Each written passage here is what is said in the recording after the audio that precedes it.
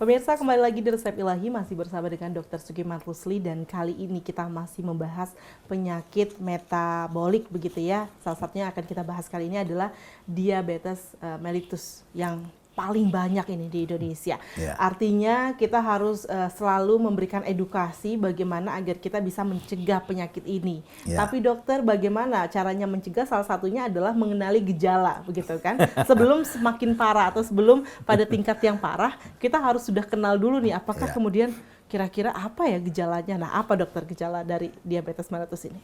Ya, Irma, terima kasih banyak. Pada diabetes mellitus kan terjadi peningkatan gula dalam darah.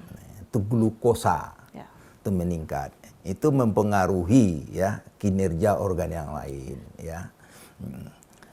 Produksi urin, nafsu makan semuanya mempengaruhi. Ya, di gejalanya itu kebanyakan awal-awal itu orang tidak tahu. Tidak tahu dia mengidap diabetes mellitus. Ya, karena gejala itu tidak khas. Bisa diabaikan. Ya, kemudian kalau udah ada gejala itu kita kelompok dua. Satu gejala khasnya diabetes mellitus, yang kedua gejala dari yang bersifat kronik atau komplikasi. Gitu. Nah, gejala khas ini yang perlu diketahui, ini disebut di dalam ilmu kedokteran itu gejala klasik itu. Kita di penyakit dalam tuh kadang-kadang memakai pantun untuk menentukan gejala itu. Ya, memakai pantun? Iya. Bagaimana itu? Kencing mengalir bagaikan pancuran, sering minum tiada henti, karena haus tak bisa ditahan. Ya, tiap sebentar justru harus makan, kulit kering semutan di kaki, badan kurus kurang kemampuan. Jadi semuanya itu tuh gejalanya. Ya, jadi gejala orang diabetes mellitus yang klasik itu adalah satu, kencing bagaikan pancuran, berarti sering kencing dan banyak. Itu satu. Yang itu namanya poliuri ya. Yang kedua, sering minum dan tidak bisa ditahan. Haus terus. Polidipsi.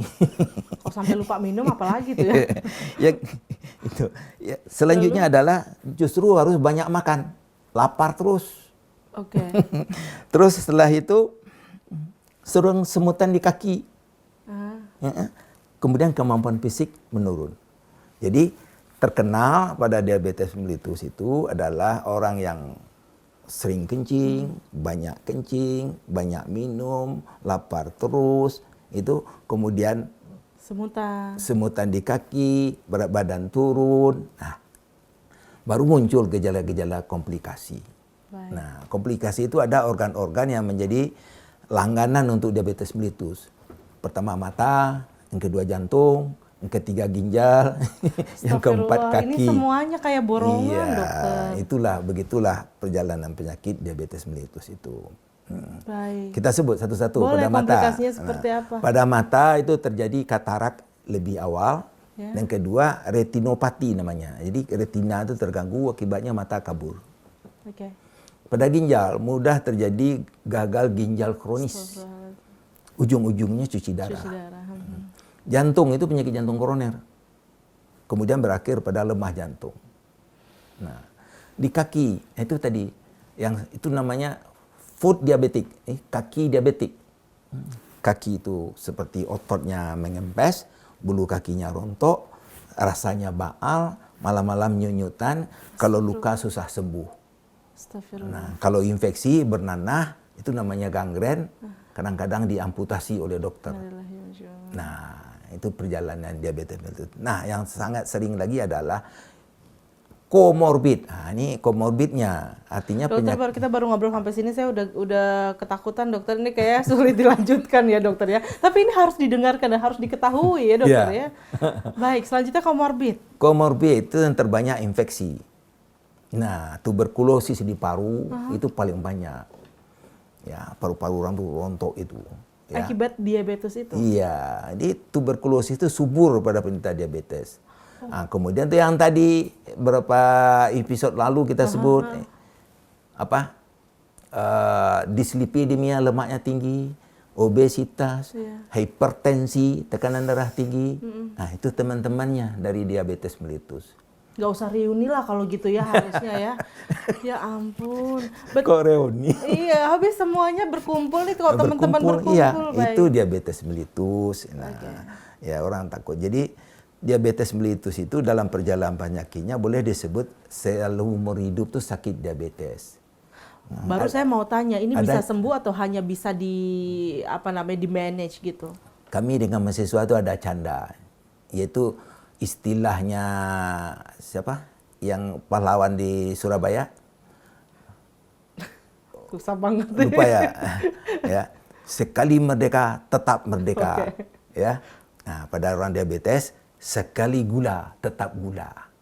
Jadi gaya bahasanya sama walaupun kata-katanya tidak sama. Nah, jadi dokter serem. Ya begitulah ya diabetes mellitus. Sekali diabetes seumur hidup biasanya tetap ada, tapi bisa terkontrol. Nah, bagaimana cara mengkontrolnya? Ya, gula darah terkontrol terus, tidak pernah tinggi, orangnya seperti orang biasa. Tapi lalai sedikit muncul lagi diabetes. Gitu dia. Cara mengkontrolnya tadi bagaimana, dokter? Nah, itu sistem pengobatan. Masuknya ke sistem pengobatan? Iya, sistem pengobatan itu. Nah, jadi ada 3 serangkai dalam pengobatan diabetes mellitus. Ya.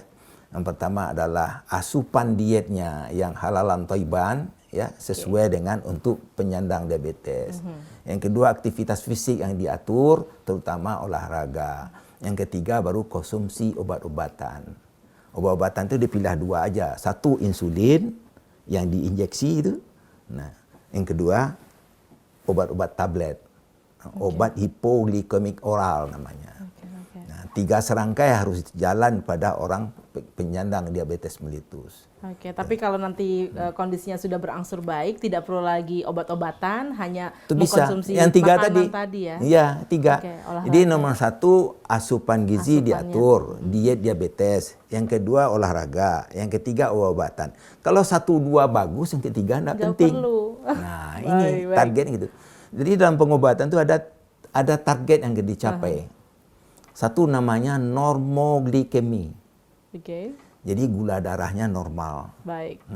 Yang kedua normotensi, tekan darahnya normal. Yang ketiga normal weight. Nah, ini dia, berat badannya normal. Nah, gitu. Yang keempat normolipid. Lemaknya normal, kolesterolnya normal, asam lemak normal. Yang kelima no complication, tidak ada komplikasi. Yang tadi, yang di mata, di jantung, di ginjal, di kaki itu tidak ada. Jadi setiap penyandang diabetes capailah yang 5 tadi. Banyak yang harus dicapai. Kerjanya harus lebih keras. Berjuang, perbaiki diri. Ya, yang 3 sistem pengobatan, capai yang 4 normal, 1 no komplikasi. Baik, kalau sudah seperti itu insya Allah lebih tenang nanti hidupnya ya.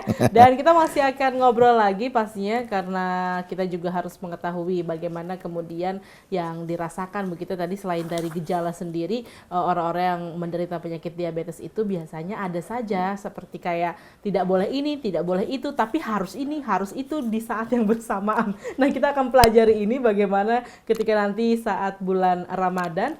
Sesaat lagi tetap bersama dengan kami.